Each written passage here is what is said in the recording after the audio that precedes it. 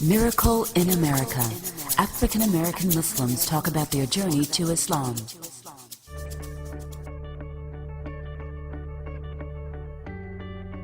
My name is Dr. Navorn Khadija Asghari, and I grew up in Philadelphia, Pennsylvania. My journey in becoming a Muslim actually started when I was very young.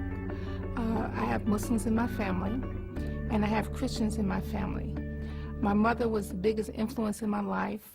She was a part of the African Methodist Episcopalian Church, and she always believed in monotheism.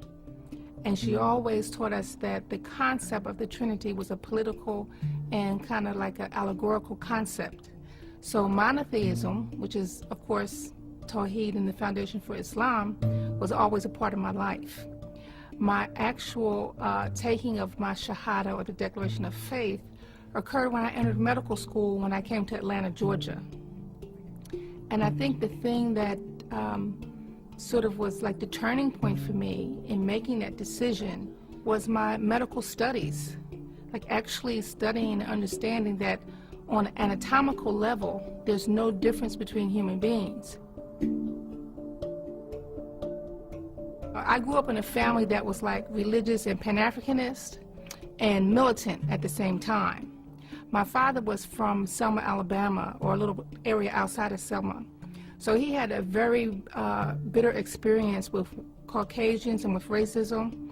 So we were really segregated in our coming up. And as a Pan-Africanist, I didn't like white people. I really hated white people. But my mother was so loving that hatred didn't have any soil to grow in. So something had to happen. Something had to happen for me to be able to fulfill my potential, to help the African community, which was my lifelong commitment. So I had to expand it so I could help humanity. And Islam was the vehicle for that for me.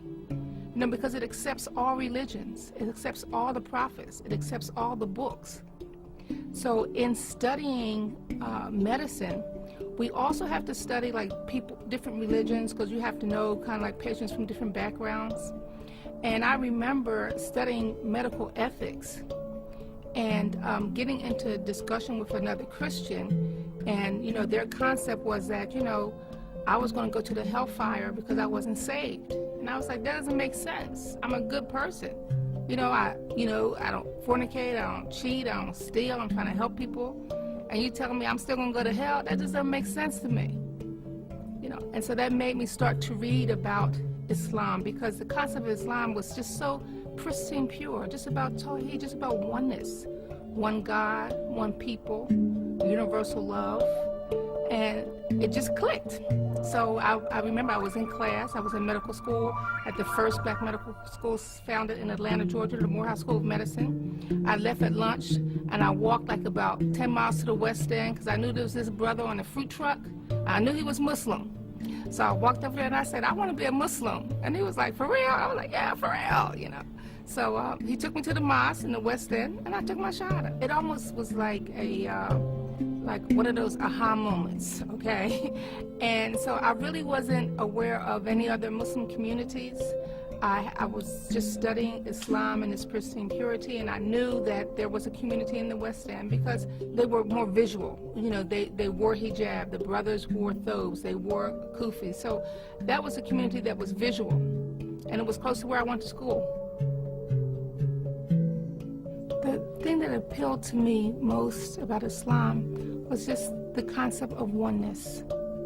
One God, one humanity, and one servitude, the concept that Allah created us, or God created us, to serve mankind. My mother, again, was the biggest inspiration in my life, and she just was such a pure servant. She just served humanity. It didn't matter. She just was willing to help people. And I remember her favorite verse in the Bible is a verse that talks about the importance of love and charity. And so that was her legacy to me. And so Islam kind of helped me take that a step further, because being raised with a father who had a bitter experience with racism and being raised in Philadelphia, and like W.E.B. Du Bois said, the problem of the 20th century, even in Philadelphia, was the color line. Something phenomenally strong had to pull me out of that color line. And Islam was that. I remember when people used to see me in the hospital, like in my hijab, and they would be like, why did you become Muslim? Because initially when I started medical school, I wasn't Muslim. So I took my Shahada like in 1979, and I was starting my second year in medical school. And, you know, some of the students and professors, you know, and that's what, a white man's world. So I was around white Caucasians, males mostly. And they would, you know, question me like, why, you know, aren't you going to be oppressed as a Muslim woman? Why did you do that? And I would just laugh to myself and say, these white people should be so glad I'm Muslim. They should be so glad, because it just took any hatred that I had for white people, for any of Allah's creation, for any of humanity out of my heart. I consider myself a member of the entire Muslim nation, the entire Muslim Ummah. I've done some travel across the waters to Senegal, West Africa, and I remember my most noble spiritual teacher, whenever he gives somebody their Shahada, he always tells them, you are now part of a family of millions of Muslims throughout the world. So wherever you go, remember you're part of that family. You represent that family. If you can help someone, especially a Muslim, help them. If you can't help them, don't hurt them. As a Muslim, you know, we believe that there is no God but Allah. That alone elevates you. We believe that the Prophet Muhammad, God's peace and blessing be upon him, was his last messenger and servant. And, you know, that kind of just cleans you up. And we pray 5 times a day, and that like just dresses you up. So the transformation has been an elevation, a cleansing, you know, and a beautification. So it's made everything that I touch the same way. It's such a miracle. You know, miracles happen every day, and miracles to me are like the blossoming or manifestation of love in its essence, you know, and in its strongest form. And it's a miracle. It's just an act of pure love that Black people in America are not just full of hate, are not perpetrating slavery against other people, are not perpetrating an ideology that's full of hate and destruction. That's a miracle, considering what we went through as a people, that we don't have as a dominant ideology, stealing somebody else's land, raping somebody else's woman, you know, and just perpetrating war, and just about materialism and money. The fact that the church is the most phenomenal thing in the Black community, and that led to our spirituality being nurtured to embrace Islam, that we can embrace the concept of one God and one humanity and service after being enslaved, after being brutalized, raped, and our country stolen from us. What else is that but a miracle? It's nothing else but a miracle. And on a personal level, just to take one little girl from Philadelphia who couldn't stand white people, would beat them up when they came across my block, to someone who practiced in a rural white community in Georgia, in Monroe, Georgia, whose patients came to my defense and surrounded my office when 911 hit and said, y'all not gonna mess with our doctor. That's our doctor. Y'all ain't gonna mess with her. That's just a miracle.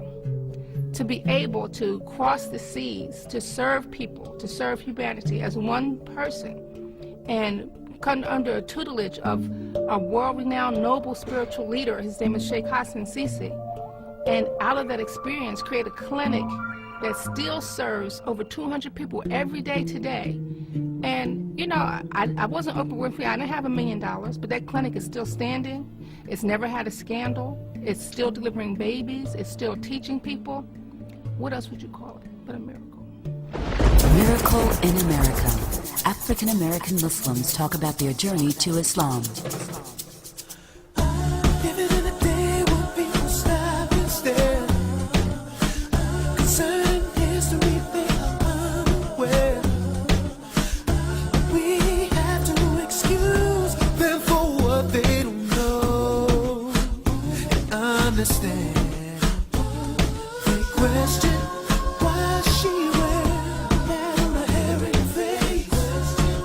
While they pray 5 times a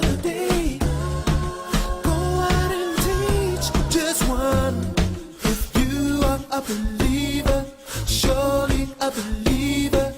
This one is going out to you. Sister, don't be afraid to wear your hijab.